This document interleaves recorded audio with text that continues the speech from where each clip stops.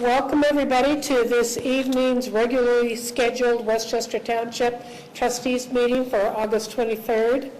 Mrs. Williams, if you'll call the roll, please. Mrs. Stoker? Here. Mr. Wong? Here. Mr. Lang? Here.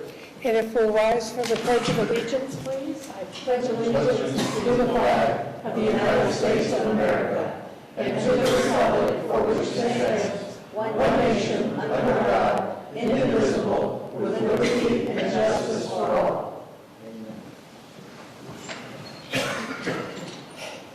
This is a time when we have set aside for citizens to make comments. Has anybody signed up on our public comments? Eric, if you want to look back there, do we have, or Anita? Nobody? Okay, thank you very much. Mrs. Boyko, we have a presentation this evening. Would you like to introduce our guests? Yes, ma'am. We have representatives from Miami University to present to you a program that has been active in the university, but they would like to bring it to the Voice of America Learning Center. It is the Institute for Learning in Retirement. One of your esteemed previous colleagues, Dr. Tom Hayden, is here to present. Yes, sir. And welcome back to the... Yeah, I really like what you've done with the place, by the way. This is very nice. This is the same room, isn't it? This is it, yeah. Wow, okay, very nice. Well, good to see old friends and everybody here at the Township.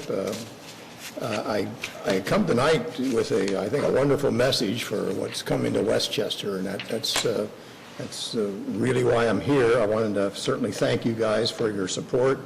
Judy has helped us get data and done some things, and we kind of moved this thing along, and it's been in some planning for quite some time. And so we just want to let you know what's coming, what's going on, just develop a little awareness and leave some materials with you. And I was told I only had the 25 minutes, so I have to this. I know the drill. Come on. That'll get out of the way. Just kidding. Anyway, I did want to introduce one person that's here with me, and we worked together on this project along with Rod Nimitz at the Miami VOA campus, and that's David Maseko. He's the Director of Advancement for Miami University, the Voice of America Learning Center. So we've kind of got together. We have some volunteers too, but that'll all come out as we go along here.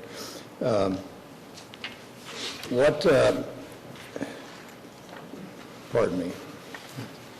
See, now I have to, it's a long story. Okay.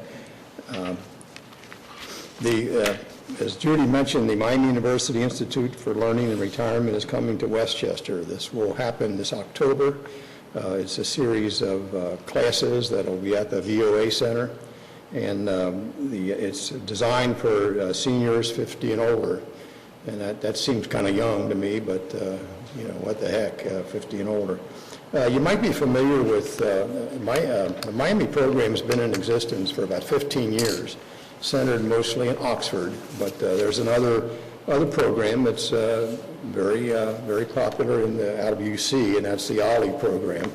And they have they've probably seen their catalogs. This is Miami's. This is the one from Cincinnati. So these have been ongoing for quite some time, and they're really very beneficial for the people when they have some time to explore and to try new things and learn, take a class that you always wanted to take but never had time to do. It's just really a lot of fun.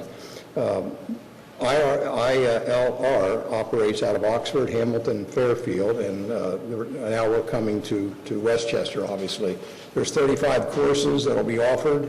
The program at the Voice of America is somewhat unique in that they have what they call a brown bag seminar, where it's a different speaker every week for 5 straight weeks, and 2 of those speakers, you probably know more than that, but we're going to have Mary Jo Bicknell from the Westchester Historical Society, and Paul Stump is representing the Liberty Township Historical Society.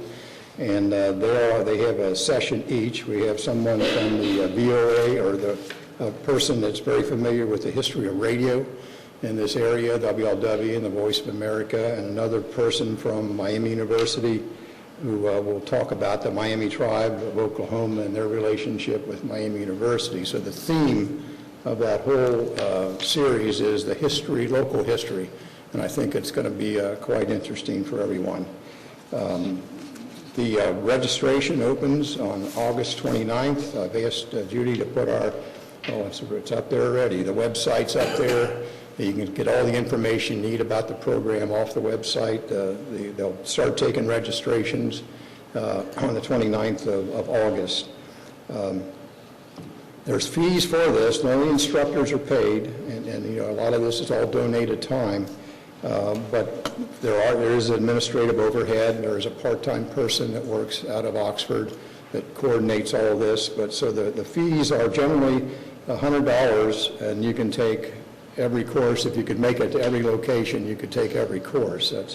I don't know if anyone's ever done that. If you want to sign up for the whole year at once, it's $175. But for new people, and this is really very helpful for the Westchester VOA Center, it'll be a reduced fee of $75. So you sign up, you can take all the courses here and any others that are in any of the locations that you want to.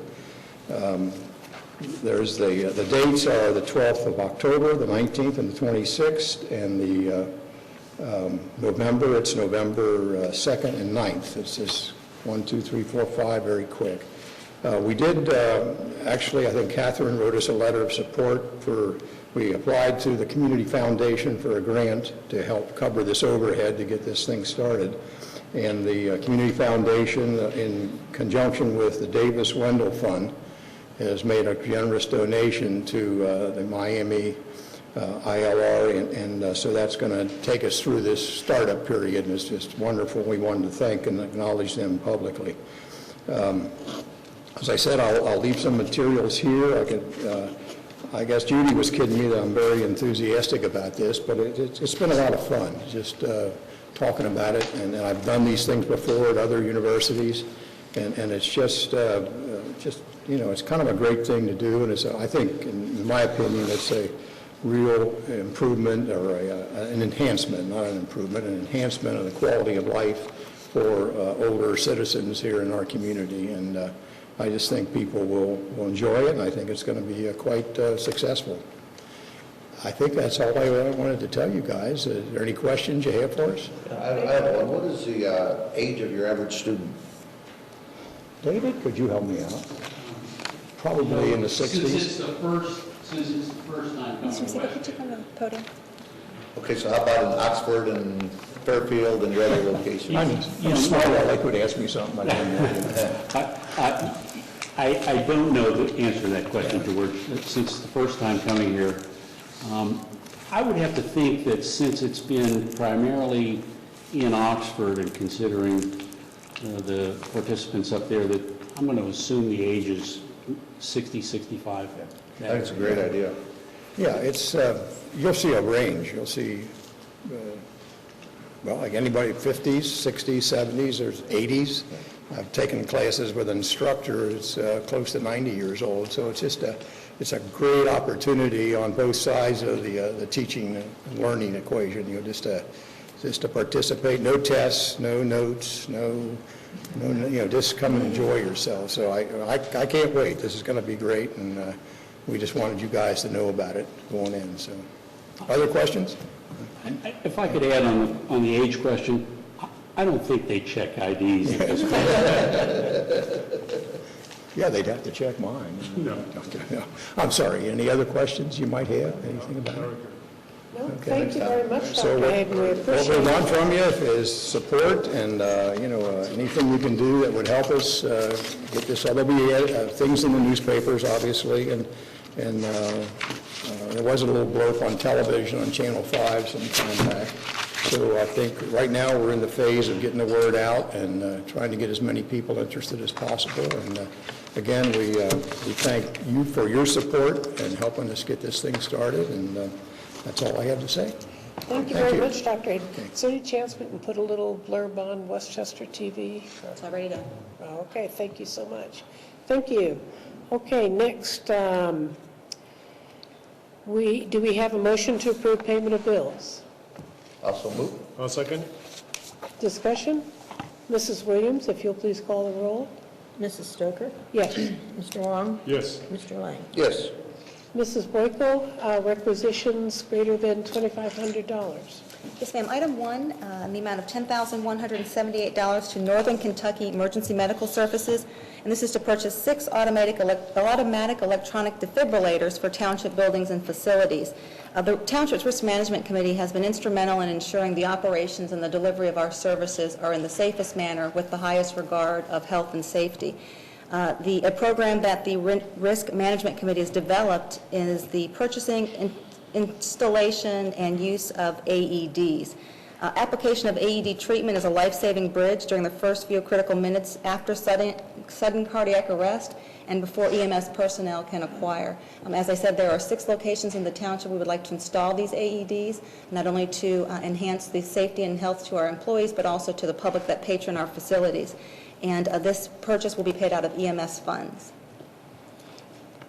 Item 2 is $2,800 to Kings Ford to repair an engine for a 2003 Ford Expedition. Item 3, Police. Chief Niehaus is requesting the board's consideration to renew a 1-year maintenance agreement for the Automatic Fingerprint Identification System, AFIS, in the amount of $30,388.09 to Cogent Systems Incorporated. You may recall this is a public-public partnership where many law enforcement entities are part of this AFIS system, so that Westchester benefits as management of the system, but also benefits from a vast number of other law enforcement agencies that input into the system. And item 4, Westchester TV to Rosscore in the amount of $10,389 to purchase 2 camera tripods. These tripods are necessary for the Westchester TV's operations currently, where they provide and air almost 350 programs that are done remotely for the schools, for other communities, and for the schools and for other businesses within Westchester. Thank you. I'll entertain a motion then to approve items 1 through 4. So moved. I'll second it. Discussion? Mrs. Williams, if you'll call the roll. Mrs. Stoker? Yes. Mr. Long? Yes. Mr. Lang? Yes. Mrs. Boyko, personnel items. Item 5. Yes, it's with great pleasure. We would like to present a candidate to the board for your consideration to hire. This is a replacement position for the program coordinator, events and facilities, that was caused by a resignation. I'd like to recommend hiring Ms. Courtney Caudle to the vacant position of program coordinator, events and facilities, effective Monday, August 29th, 2011, at the hourly rate of $14.64, with a 1-year probationary period, and also contingent upon the completion of testing and procedures, which Ms. Caudle has. She is a recent graduate of Indiana University with a degree in journalism with a focus on public relations.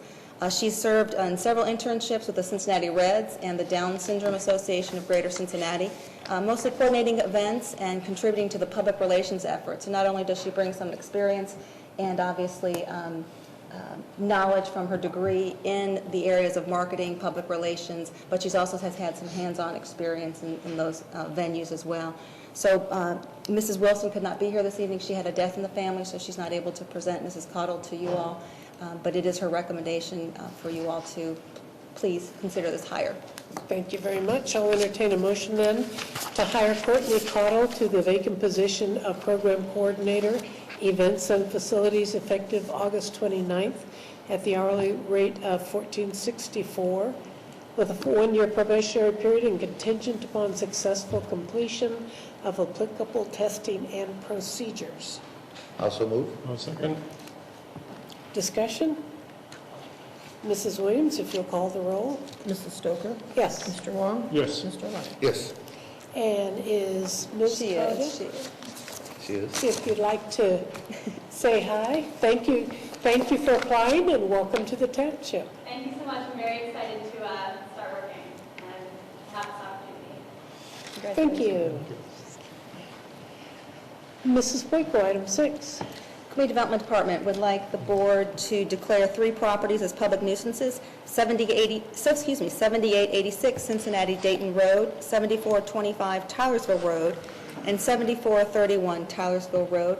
Descriptions of the nuisances have been described in the agenda packet, and also a sample motion for your consideration can be found on page 2. Thank you. I'll entertain a motion then. I'll make the motion that after having reviewed the staff report and affidavits, I move that we declare the following properties to be public nuisances as authorized by the Ohio Revised Code: 7886 Cincinnati Dayton Road, 7425 Tylersville Road, 7431 Tylersville Road. Staff is directed to cause removal of the nuisances identified and monitor these properties for 90 days to require continued compliance. And an administrative charge of 25% shall be added to the contractor fee for each property.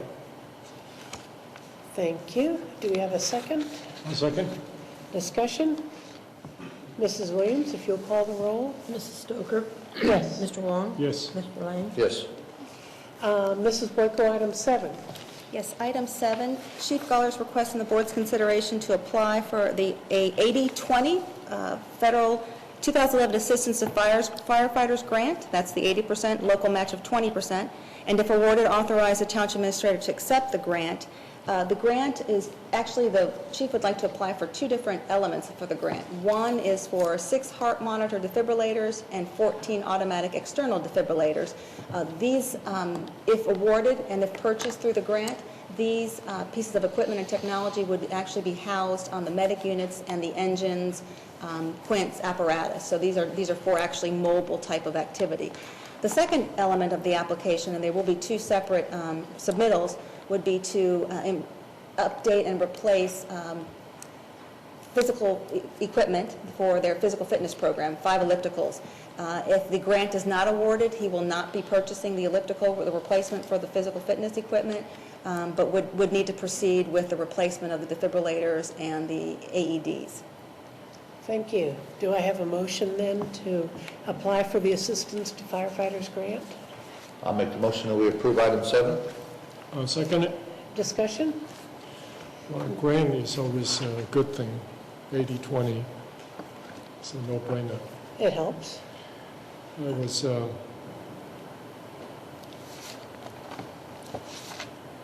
mind. Thank you. Mrs. Williams, if you'll call the roll. Mrs. Stoker? Yes. Mr. Long? Yes. Mr. Lane? Yes. Mrs. Williams, item 8. Item 8 is a tabled item from last meeting for your consideration, a motion to request to advertise for bids for the fire department and station's video conferencing. I did provide some preliminary information to the board previously, but I wanted to highlight that at the last meeting, Trustee Lang requested that we review and do some additional research on other technologies, other softwares that might be available and that may be just as effective for video conferencing in the stations, yet less expensive. Fire Chief Guller did conclude his research, and he not only looked at the GoToMeeting concept, but also looked at many other Skype, Mitel, WebEx, other types of like softwares that operate on software applications and provide conferencing-like activity. His research determined that although much less expensive initially, those types of software applications do not serve his need and the demands that he would like to place on this type of technology and equipment. The software applications are generally very static conferencing, very static demonstrations. What he needs for the purpose for the video conferencing is more active and interactive conferencing, demonstrations, actual training procedures. And so the basic need does not fit. And I think the most important thing that we should emphasize is the cost-benefit analysis, that he intends to have 73% of his departmental trainings and close to 40% of in-house trainings can be simulcast through this video conferencing technology that he is recommending. Based on those numbers or percentages of trainings that can be done remotely as opposed to bringing all of the equipment in-house to the headquarters, he believes that he can save close to $30,000 annually in fuel alone and several thousand dollars every other year in wear and tear on these vehicles, so they are not traveling and increasing the mileage. So I think that return on the investment demonstrates about a 3-year ROI, and coupled with the fact that it will provide effectively the technology that he needs, and I think most importantly that keeping the stations in their, keeping the equipment and the vehicles in their districts will ensure that the response time is steady and is reduced and is not traveling from out of district. So I think for those reasons, it's still the Fire Chief Guller's request and my recommendation to make this purchase for video conferencing. I do need to correct, I did misspeak at the last meeting when I mentioned that this would be solely paid from EMS funds. This cost will be paid from, split equally between fire, levy, and EMS funds. But then the savings will also be accrued in both funds equally as well. So, item number 8. Thank you. Do we have a motion then to request bids for a bit of, advertise for bids for the fire department for video conferencing? Also move. I'll second it. Discussion? Mrs. Williams, if you'll call the roll.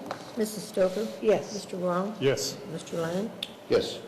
Thank you. Mrs. Boyko, item 8A. So motion not to object to a new liquor permit for EMW Buffet and Grill, LLC, doing business as East Meets West at 7558-68 Dudley Drive. Thank you. Do we have a motion not to object? I'll make the motion that we not object. I'll second. Discussion? Mrs. Williams, if you'll call the roll.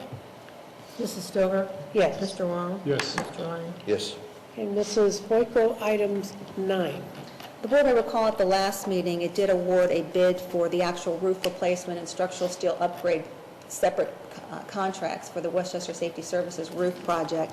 At this time, we have the opportunity to create some construction efficiencies and also economies of scales by replacing the aged HVAC units on the rooftop.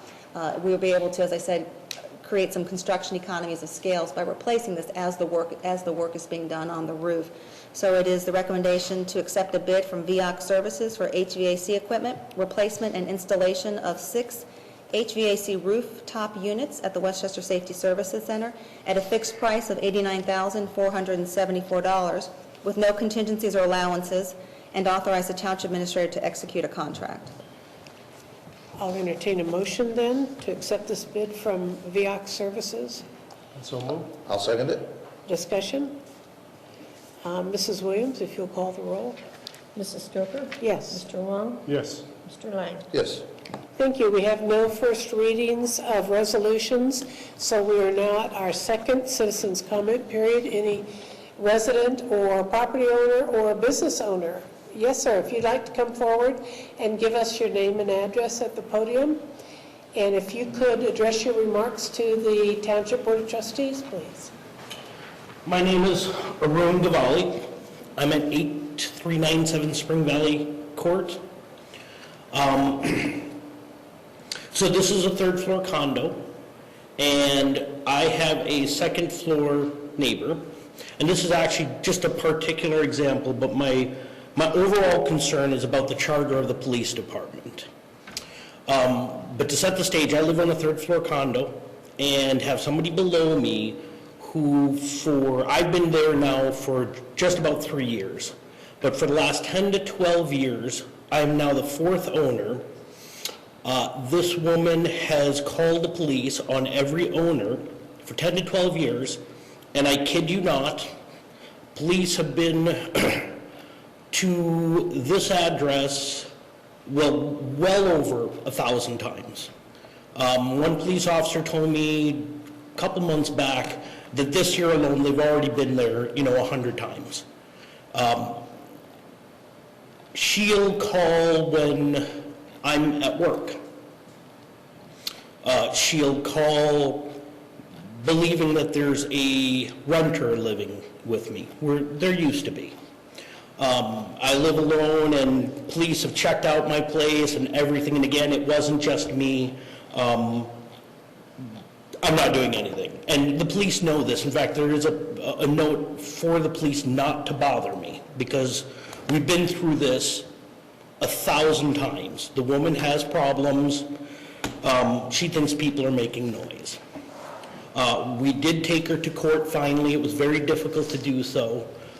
Twice. She got 1 ticket, and then the second time it was escalated to disorderly conduct because it was the same thing.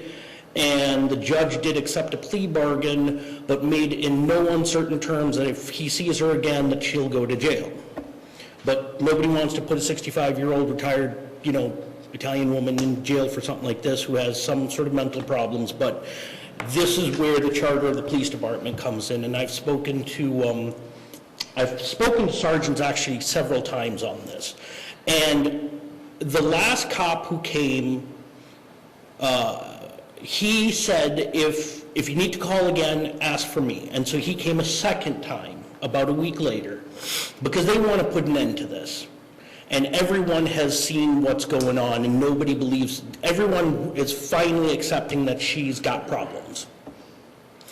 And he said, well, let's say when I called the police department, and the guy asked me to repeat the address, he said something about, oh, was the other person there or something, I didn't understand, and he asked me to repeat the address, and he said, oh, I'm sorry, I thought you said Spring Garden. I'm like, yeah, no, Spring Valley.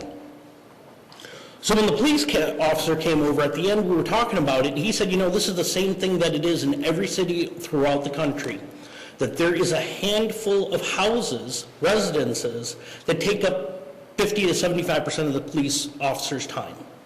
And I guess Spring Garden is one of them. Everyone on the police force has been to my condo hundreds of times. And when they do, nothing illegal is happening. They couldn't charge me for anything. They know I'm not doing anything. If anything, they would try to charge her with something. But she's the one calling. And every single time it takes a good half hour out of their time, sometimes 2 police officers. And this is where I wanted to speak to a sergeant and said, look, I mean, by your own admission, nothing illegal is happening. So why are police officers coming out 2, 3, 4 times a week, spending a half hour at a time, what, to coddle this woman? And quite frankly, they're enabling her, because every time she calls the police and they agree to come, you're making her think that she's got a legitimate complaint. So I got to talking to the sergeant about this because it was like, my concern is this the only address that something like this is happening? Because I have another issue for which I know people have called the police on me, but it's like, even by what you've said, there's nothing illegal about it. I've even had the police check in on it. I still have a message on my answering machine that states, yes, I've looked into it, from a sergeant who states there's nothing illegal about it. Now, there may be condo rules or whatever, but that has nothing to do with the police. So then it becomes the same question. Then why are police coming out to check out something that by the admission of the caller is not illegal? Now, I understand if you've got somebody who every single day is calling the police to say, there's a suspicious character outside my door. The police are still going to want to go because that 1,000th time there is something going on. And I want to live, I moved here, I bought a place here because I was renting a room from somebody here and I felt comfortable about the community as well as the police department. I want a police department that is funded well enough that they can respond to more things than just murders and, you know, robberies and stuff, and actually have a presence out there so people know, so people can feel safe and so we can keep the riffraff out. But at the same time, with all these levies, everybody wanting more money, I have to say, I'm not sure I want to support this.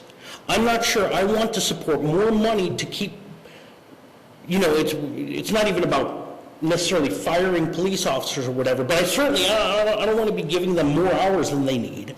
And I don't want to be hiring more police officers so they can come 4 or 5 times a week to talk to this lady where it's like, it's the same thing every single time.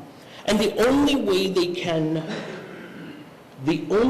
can arrest her for it is if they actually witness it. And the first time that she did go to court, it was because the police officer witnessed it at 2 in the morning when he was in my condo. But then after that, it becomes a situation of, I have to put in a citizen's complaint and take it to the Area 3 court, and then it goes to a magistrate, but the magistrate knows all about this. So he put it through. So that's why she got before the judge, and the judge has seen her before from previous residents. So unless they do that again, and unless I take it to that level again, and start documenting things and whatever, and call the police, get police reports, and finally go and say, I've had it, put it through, she'll end up going to jail, but until that happens, based on the police charter the way it is, somebody calls the police, they're supposed to go respond. I'm not sure I feel like supporting something like that. If you can you not say, why are they not saying on the phone, I'm sorry, but there's nothing illegal about that, and there's nothing we can do about that, instead of sending a police officer over? And when I talked to the sergeant, he couldn't come up with anything, and that's where he finally said, I'd invite you to an assembly meeting. Take it before them. Because apparently, and I have a coworker who's a firefighter, so he tries to explain this stuff too, that is technically the charter of the police department. Thank you. Thank you very much. Is there anybody else who would like to address the Board of Trustees at this time? Sir, you haven't been to a meeting, but, I'll ask Mrs. Boyko to talk with you later about seeing if we can address some of your concerns. I can see you're very frustrated. If nobody else would like to come up and address the Board of Trustees, we will move on then to second readings and votes on pending resolutions. Item 10, Mrs. Boyko, if you could read this again. Yes, ma'am. Item 10 is a second reading and vote for resolution number 14-2011, and this is adopting text amendments to the Westchester Township zoning resolution. The board may recall on June 14th of this year, you did initiate this process. It was heard before you as a public hearing, and a first reading was conducted on August 9th of this month, and it is now for you as a vote and a second reading. You may recall that these text amendments are related to sexually oriented businesses, internet sweepstake establishments, methadone clinics, recreational commercial vehicles, trailers, and general updates to reflect name changes and to correct other typographical errors and numbering inconsistencies. Thank you. I'll entertain a motion at this time to approve resolution number 14-2011, adopting text amendments to the Westchester Township zoning resolution concerning sexually oriented businesses and other type establishments. Also move. I'll second it. Discussion? Mrs. Williams, if you'll call the roll. Mrs. Stover? Yes. Mr. Wong? Yes. Mr. Lang? Yes. Thank you. Mrs. Boyko, could you read again resolution number 15-2011? Yes, ma'am. Second reading vote for said resolution, and this is a supplement to the text amendments, although not inclusive of the zoning text amendments. This is a licensing procedures for governing sexually oriented businesses and employees pursuant to sections 503.51 and 503.52 of the Ohio Revised Code, and is authorized by the Township's limited home rule provisions of the Ohio Revised Code, Chapter 504. And these are to govern the licensings and operations of sexually oriented businesses and their employees. Thank you. I'll entertain a resolution then motion to approve resolution number 15-2011 concerning governing sexually oriented businesses and employees pursuant to sections 503.51 and 503.52 of the Ohio Revised Code. Also move. I'll second it. Thank you. Discussion? Mrs. Williams, if you'll call the roll. Mrs. Stover? Yes. Mr. Wong? Yes. Mr. Lang? Yes.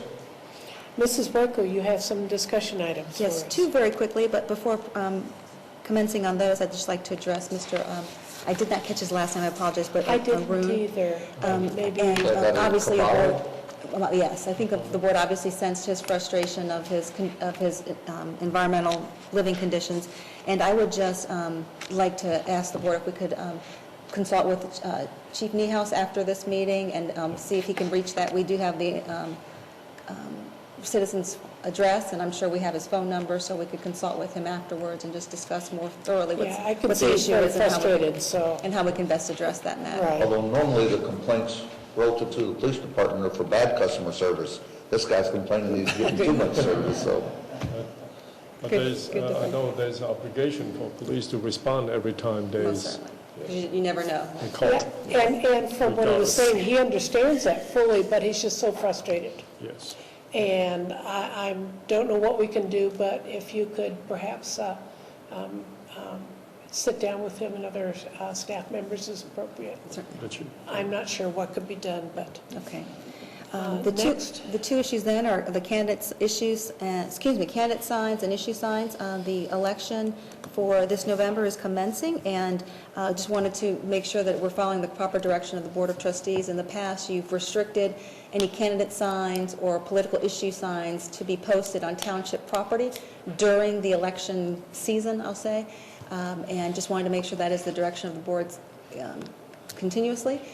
But then also, the board has allowed, or after last year has decided to allow for political signs, issues, and candidate signs to be posted the day of the election only on township property. The only two township properties that are affected would be the location of the new library on Center Point Drive and the administration building. Those are two polling locations where right, so the exception is at the polling places on the day of the election. Yes, ma'am.